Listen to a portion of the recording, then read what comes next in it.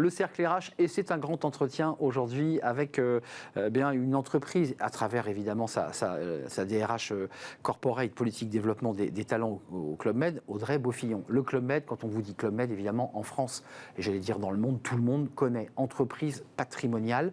Alors ça a été évidemment immortalisé dans un film qui passe régulièrement à la télévision, mais ça c'était le Club Med d'il y a 40 ans. On est d'accord, c'était le Club Med post-hippie, oui. Où c'était l'aventure Trigano. Le Club Med a 70 ans. 70 ans. 72 ans cette année d'ailleurs. Je vous pose la question parce que quand on est dans une entreprise aussi patrimoniale, aussi marquée, aussi identifiée, et on va parler recrutement évidemment, vous qui êtes dans cette entreprise, qu'est-ce qu'il en reste de cet esprit Club Med ? Il reste toujours ça dans l'entreprise, dans sa relation entre les collaborateurs ? Il reste un ADN extrêmement fort, en fait, qui est l'ADN de rassembler les gens et d'offrir du bonheur. C'est ce que nos fondateurs, Gérard Blitz et Gilbert Trigano, ont inventé il y a 70 ans. Et ce monde de créateurs de bonheur. Le premier club, c'est la Guadeloupe. C'était un des premiers, c'était la Guadeloupe. C'était les villages de Cazes. De Cazes, les premiers on clubs, est d'accord. Alcoudia. Alcoudia, c'est voilà. Ça. Et donc après ça, on a entamé toute une montée en gamme à partir des années 2000.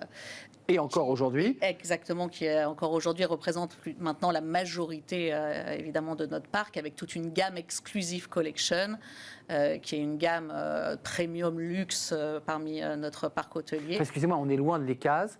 L'esprit Club Med, pour ceux qui n'y sont jamais allés, c'est l'obligation. Peut-être que je crois que vous avez évolué. Lorsqu'on arrive avec son plateau le matin au petit-déj, les tables sont à 6. On ne peut pas faire des tables en tête-à-tête avec son amoureuse. Et on est obligé, parce que c'est tout l'esprit du Club Med, de partager des moments avec des inconnus. Est-ce que ça, vous l'avez toujours dans l'ADN et est-ce que c'est toujours dans la culture d'entreprise de ceux qui sont dans les clubs ?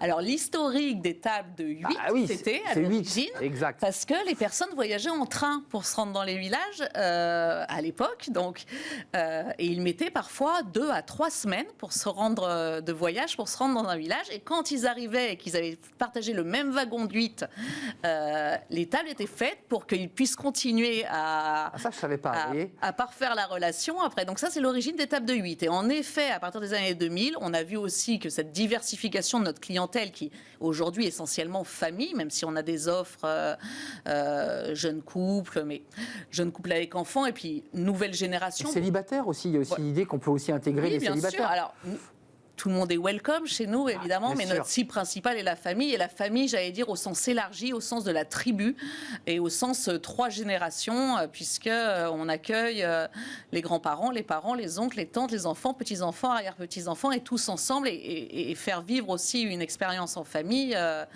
dans des lieux uniques. On va parler recrutement, parce qu'il y a 850 recrutements pour cet été. C'est important, c'est l'occasion vraiment d'en parler dans plein de secteurs qui touchent à vos activités. Évidemment, l'animation, ça va sans dire, mais l'hôtellerie, la restauration, enfin tous ces sujets.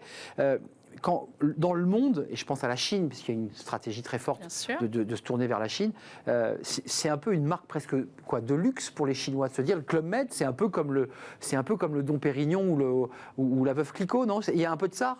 Pour les Chinois, aujourd'hui, le Club Med, c'est déjà cette offre tout compris, haut de gamme, c'est du sur-mesure, c'est sans couture. On ne sort pas le porte-monnaie. Ils ont peu de vacances, enfin en tout cas moins que nous, même s'ils évoluent dans ce sens-là. Et donc, quand ils partent en vacances en famille, c'est pour profiter, se retrouver, se reconnecter, ce qui est notre promesse client, cette reconnexion familiale, et je pense que l'offre leur correspond tout à fait. Audrey Beaufillon, alors maintenant qu'on a parlé de l'esprit Club Med qui reste, mais qui, on l'a compris, s'est transformé avec des offres, je dirais, plus qualitatives, plus premium, plus luxueuses, est-ce que vous êtes confronté, comme toutes les autres entreprises, malgré votre marque, malgré ce que vous représentez, à des difficultés de recrutement aujourd'hui, comme objectivement toutes les entreprises qui viennent sur ce plateau ? Est-ce que c'est un peu galère ? Alors, évidemment, cette crise Covid, elle n'a pas été sans effet. Il y a un désamour de certains métiers et de certaines formations qui s'est mis en lumière, notamment sur les secteurs de l'hôtellerie-restauration, où on voit que depuis 2 ans, il y a quand même 50% de moins de personnes qui rentrent dans ces formations-là en France. et 18% de personnes dans ces secteurs aussi qui ont fait une reconversion professionnelle.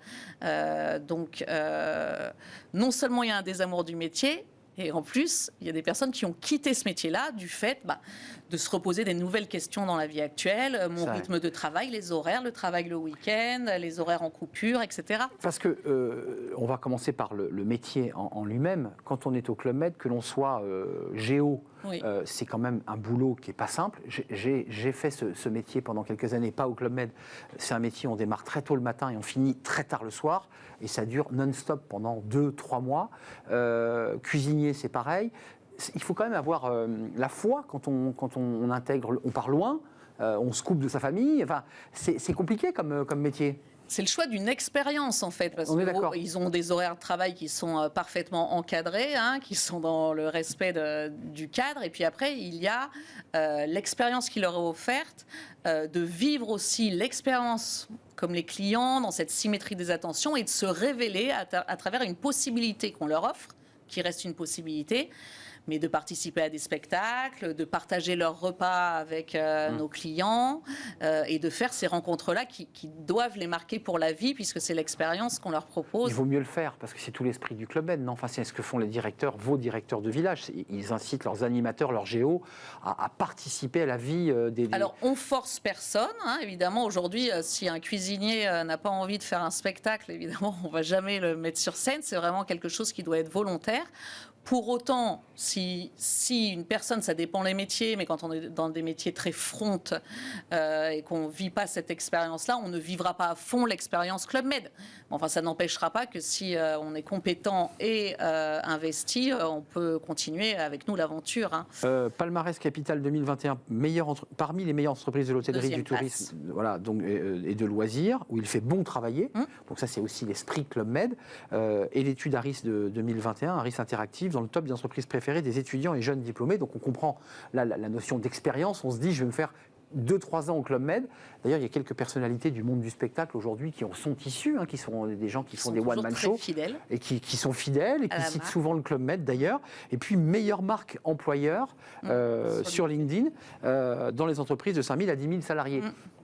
Ça, c'est quoi ? Ça se cultive ou c'est parce que votre marque est patrimoniale et qu'après tout, les salariés se disent, bon, bah, voilà, c'est une valeur sûre. Comment on fait là pour le cultiver, ça ? On ne vit pas sur 70 ans d'histoire sans le travailler, évidemment. Aujourd'hui, nous, on s'axe toujours sur le développement des compétences en promesse. La promesse, c'est se développer. Donc, on rentre au Club Med avec un diplôme ou avec moins de diplômes aussi. Mais en tout cas, où on va accélérer la personne, où on va lui promettre une formation, et notamment par nos parcours d'alternance, qui sont un de ces leviers, pour le faire progresser. Un géo, c'est 8 saisons en moyenne. C'est la possibilité de grandir et de progresser dans la société rapidement, d'accéder aussi à des formations tout au long de sa carrière et d'accéder rapidement à des fonctions managériales. Ça, j'entends. Donc, s'il y a l'idée de garder vos talents et de pouvoir les faire évoluer dans l'entreprise jusqu'à... alors, je ne sais pas, pour ceux qui sont en front, c'est-à-dire les animateurs, les géos, c'est quoi ? C'est devenir chef de village, puis après, ils rentrent à Paris, ils quittent quittent les beaux lieux et pour entrer dans un siège, dans un bureau, c'est pas possible.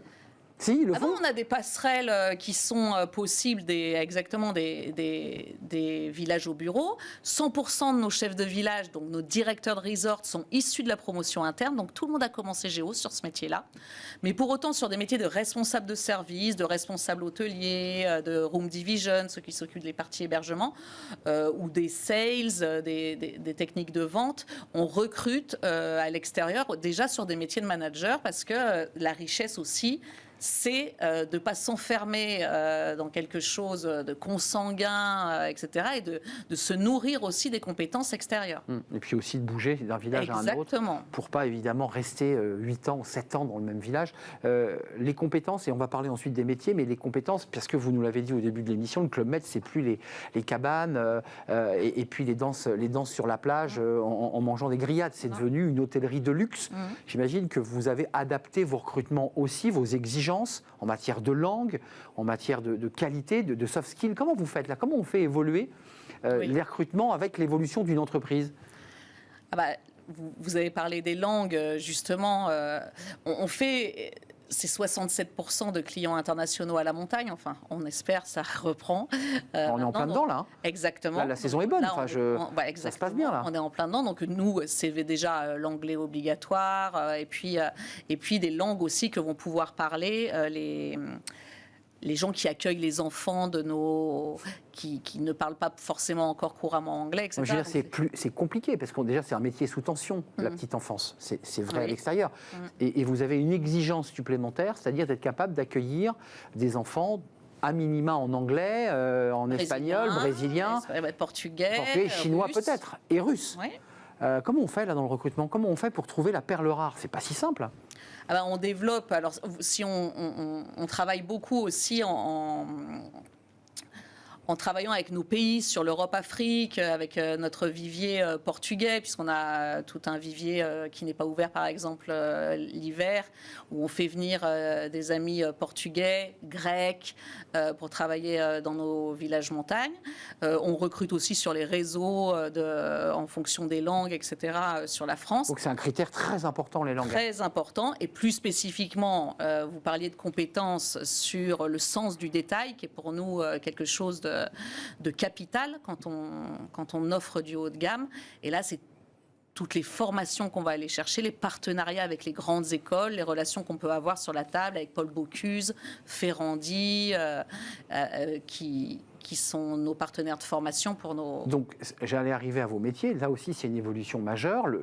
Les buffets du Club Med étaient connus parce qu'ils étaient copieux, parce qu'ils étaient diversifiés, parce que c'était très agréable. Là, on entend par les marques que vous utilisez que vous montez aussi en gamme sur le plan culinaire, notamment pour les clubs premium.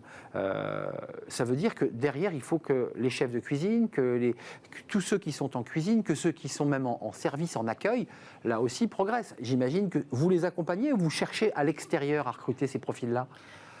On fait du mix, on recrute aussi à l'extérieur, mais on recrute aussi sans diplôme. Alors sans diplôme, pour les métiers de la cuisine, il faut les bases de l'hygiène et de la sécurité. Oui, un minimum. Un minima. Mais en tout cas, nous, on s'attache aussi à former des managers développeurs. Et c'est ça aussi qui fait grandir dans l'expérience, puisque nos managers sur site sont formés à être formateurs. Ils ont toute une palette de modules de développement en fonction des niveaux pour accompagner et faire monter en compétence leurs équipes. Donc on s'axe là-dessus. Et spécifiquement, pour vous donner l'exemple des métiers de la cuisine, on a monté l'Institut du goût by Club Med, qui est une école de cuisine tournante, en fait, qui se base l'hiver sur un des villages montagnes. Là, elle va se baser sur un village du printemps, et où on fait passer l'ensemble des personnes qu'on recrute en session accélérée, jusqu'au niveau sous-chef de partie. Non, c'est 5 à 10 jours de formation par personne. C'est dense. Exactement, avant qu'ils partent en village. C'est un tronc commun. Exactement. Alors, et ça permet aussi de réaligner les niveaux, de faire découvrir nos plans menus, toutes les nouvelles innovations qu'on propose chaque saison sur la table. Juste un mot sur la Chine, parce qu'on a bien les clubs traditionnels disséminés partout dans le monde, où il y a un recrutement local aussi, si je ne m'abuse. Oui. En Italie, on a des Italiens. Pour la Chine, comment ça se passe là? C'est du recrutement local, parce que les Club Med chinois, c'est quand même à destination d'un public chinois, nous sommes d'accord? Oui, mais la multiculturalité est une de nos 5 valeurs. Donc, en fait, on veut des équipes multiculturelles, que ce soit en Oui, c'est pas un club chinois pour les Chinois, on est d'accord. Donc, il y a une partie majoritaire de l'équipe qui fait partie de la Chine, mais des géos japonais, taïwanais, voire français. On a des géos français qui peuvent... Donc, ils doivent parler de chinois, on est bien d'accord? Non, ils parlent anglais. Anglais. Pour le coup. Donc, vous n'avez pas l'exigence de... Parce que c'est quand même très difficile. Alors, notre français qui parle chinois, on l'a pas encore trouvé au coin de la rue. Alors, le Club Med cherche le français qui parle le chinois pouvant partir en Chine. Mais on en a. Donc ça veut dire que c'est l'idée d'ouvrir au maximum tous vos clubs, qu'ils soient en Chine ou qu'ils soient partout dans le monde, dans une forme de mixité et de multiculturalisme. Sur le SAS de formation de 10 jours que vous avez, moi je trouve que ce qui est formidable au Club Med, c'est qu'en fonction de tous les clubs, on découvre par ailleurs des cuisines du monde. Ça, c'est très, très intéressant. Comment vous créez, ou pas d'ailleurs, une forme d'échange entre des chefs qui se trouvent à Saint-Domingue, d'autres au Brésil, d'autres en Chine, pour croiser finalement les saveurs? Ça, vous y avez réfléchi ou pas à cette question-là? Oui, c'est toute une communauté. Alors, c'est une communauté. C'est tout plus propre au service de nos prestations et de notre produit. Mais en effet, il y a beaucoup de recherche d'innovation sur ce côté-là, et une formation permanente et une mise à niveau des chefs chefs sur toutes les nouveautés marché, les nouvelles tendances par pays, une analyse de tendance, et ils partagent de best practices. Et il y a peu, on a rassemblé tous les chefs du monde dans notre village d'Opio, juste avant la crise. En France, en France, pour un grand événement et concours cuisine avec un jury, avec des chefs étoilés. Et donc ils viennent du monde entier avec leurs techniques, leurs saveurs. Voilà, avec la veille, qui a gagné d'ailleurs, etc. C'était un binôme d'un chef et d'un responsable hôtelier qui venait de l'île Maurice, mais je crois que je ne vous dis pas de bêtises, je crois que c'est ça. C'est l'île Maurice. Voilà. Revenons à nos recrutements, 850 cet été. Dans la répartition, c'est quoi? C'est plus en cuisine, c'est plus en accueil, c'est plus en géo, c'est quoi la répartition? 850 à date qu'on recherche, on en recherche 570 dans l'hôtellerie-restauration. Donc, dans ces 570 d'hôtellerie-restauration, c'est la moitié sur l'hébergement. C'est-à-dire employés de chambre, employés de lingerie, gouvernante générale, etc. Donc ceux qui s'occupent des étages, qui s'occupent des chambres. Exactement. Et qui accueillent les clients. Pour partie la cuisine, la restauration, le bar, donc le service restaurant-bar. Voilà les métiers phares de l'hôtellerie-restauration chez nous. Il y a deux sujets, on l'a évoqué déjà sur les tensions du secteur hôtellerie-restauration, où il y avait des tensions. La profession en France, parce que le débat aussi est posé avec d'autres pays dans le monde, vous êtes partout dans le monde, a augmenté de 9% les salaires. Sur la partie petite enfance et notamment les personnes qui font les chambres, femmes de ménage, tension aussi sur ces métiers, vous avez des difficultés parce que c'est compliqué, vous allez dire à une jeune femme de ménage française, dans 1 mois et demi, tu es à Saint-Domingue. Comment? Alors, éclairez-nous là. Dans les métiers de femme de chambre, nous, on a 2 statuts. On a le géo, gentil organisateur, qui est sur des métiers plus front, à qui on demande spécifiquement les langues, etc. Puis on a des métiers plus localisés. Quand je dis localisés, recrutement local. En France, voilà. D'accord. Donc nos GE, les employés de chambre, les employés de restaurant sont locaux. Donc ils peuvent être recrutés sur place et avoir un logement extérieur, ce qui a pu exister dans certains de nos villages s'ils habitent à côté. Mais sinon, ils sont évidemment logés, nourris dans nos resorts. Donc pour être bien précis, les personnes que vous recrutez, les fameux 850 pour l'été, c'est sur les clubs français. C'est 70% de resort montagne sur ces 850 et 30% de balnéaire. Donc ça peut être balnéaire, ça peut être la Grèce, le Maroc... ça peut être tout notre bassin Europe-Afrique spécifiquement pour lequel on se parle aujourd'hui. Mais donc c'est plutôt sur un bassin européen, en tout cas français et européen, puisqu'on aura compris le reste pour les autres clubs du monde, c'est un recrutement pour les GE locaux. Non, parce que ça dépend les diplômes. Dans les métiers de la cuisine, nos sous-chefs, chefs de cuisine voyagent à travers le monde. Ils peuvent travailler en Asie, dans l'Amérique, etc. Comme tous nos diplômés dans la voile et les sports nautiques peuvent tout à fait partir faire la saison aux Antilles. Pour une expérience plutôt agréable quand on a envie de s'immerger et de s'impliquer. Ça ressemblera à quoi le Club Med dans 10 ans? C'est-à-dire, il montera toujours en gamme, ou est-ce que là, vous dites, par rapport aux collaborateurs que nous avons, on a atteint notre niveau de qualité, où il faut en permanence améliorer notre qualité et donc nos recrutements adaptés évidemment à ce niveau de qualité? Alors, si j'aborde la question par ma spécialité, les RH, et pas par la prestation, du coup, nous, en tout cas, notre enjeu, c'est d'améliorer sans cesse la qualité et le bien-être des équipes. Et aujourd'hui, je pense que nos métiers, notre métier de DRH, en tout cas, nos métiers, ils ont évolué depuis 30 ans, où on était passé d'une gestion du personnel. Là, on abordait une gestion de carrière, une gestion de... Là, on parle de bien-être même maintenant. Là, maintenant, on est des DRH, on gère du bien-être. Enfin, au Club Med, ça semble, je sais pas, ça semble tomber. Alors, ça tombe bien qu'on soit au Club Med. Bah oui, pour nous, je veux dire. C'était quand même assez une évidence. Mais de toute façon, c'est pas parce que c'est dans notre ADN qu'on doit pas re-questionner chaque fois nos pratiques et voir comment on peut s'améliorer. Parce qu'une de nos valeurs, c'est aussi l'esprit pionnier. Et comme on a ça dans notre ADN, comment on garde le cran d'avance pour justement attirer ces jeunes, les fidéliser, les faire vivre dans un endroit magique avec des avantages qu'ils n'auraient pas ailleurs et qui feront la différence par rapport au marché, leur pouvoir d'achat, leur pouvoir d'épargne, avec les conditions qu'on leur offre, logés, nourris, blanchis, puisque leur linge est lavé, l'accès aux activités, etc. Et on se dit aujourd'hui, une femme de chambre dans un hôtel en moyenne en France, voilà, elle gagne, si elle a un appartement et qu'elle fait ses courses, etc., 310 € net. Chez nous, elle a 860 à la fin du mois. C'est un calcul. Après, tout le monde n'a pas... Mais, et chez nous, on recrute majoritairement des postes saisonniers, mais on peut travailler toute l'année. Parce qu'on peut passer de la montagne l'hiver au club l'été, quasiment avec un mois de battement sur la morte saison en octobre ou au mois de mai, et encore. Oui, et encore, on a ce qu'on appelle des rotations de printemps, puisqu'il y a encore des villages montagnes ouverts quand le printemps a ouvert, donc on peut vraiment enchaîner les saisons. Village d'altitude où il reste encore un peu de neige au mois d'avril. Voilà. Un mot quand même sur les directeurs de village, parce que ça c'est une question, comment on fait pour devenir directeur de village? Est-ce que là, dans les 850, il y a du recrutement, ou est-ce que ce sont des promotions internes de ceux qui ont été géo ou de gens qui étaient au siège du club et qui disent « j'ai envie de m'investir pour être directeur de village » parce que c'est une petite responsabilité. Il faut gérer les équipes au quotidien sur le site, il faut faire beaucoup de RP, il faut quand même avoir la main sur la cuisine. Enfin, c'est quand même une petite entreprise, un Club Med. C'est à la fois très ludique et sympathique, et il y a beaucoup de responsabilités. C'est une grosse entreprise par village, puisqu'ils managent jusqu'à 4 à 600 personnes. Ils peuvent, selon la taille du village, c'est très gros. Ils managent des grosses équipes, des managers de managers. 100% des chefs de village chez nous sont issus de la promotion interne. C'est ça. Le bon signe, c'est qu'on a encore fait une promotion de 4 personnes l'année dernière en contexte Covid. C'est quoi les critères qui font que vous, parce que vous êtes sur les talents, sur les corporates, sur la politique RH, c'est quoi les 3 critères clés où vous dites celui-ci, il fait l'affaire, celui-ci ne fera pas l'affaire? Vous les testez, j'imagine. Alors oui, on en a beaucoup plus que 4, mais en tout cas, c'est un leadership extrêmement inspirant. Une façon d'être. Il faut emmener les équipes. C'est l'amour du client. Parce que l'objectif, c'est le bonheur de nos équipes et de nos clients. Donc, c'est quelqu'un qui emmène les hommes, qui emmène ses clients, et c'est un créateur de bonheur.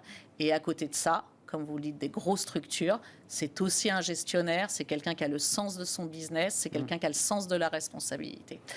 Et ça, on recrute avec des profils aussi internationaux, hommes, femmes, enfin on recrute, on fait promotionner, et là, j'étais au Development Center, qui est là, on prépare une nouvelle promotion incessamment. Ah, donc vous les préparez, il y a une formation. Exactement. Non, mais c'est important, ils n'arrivent pas comme ça.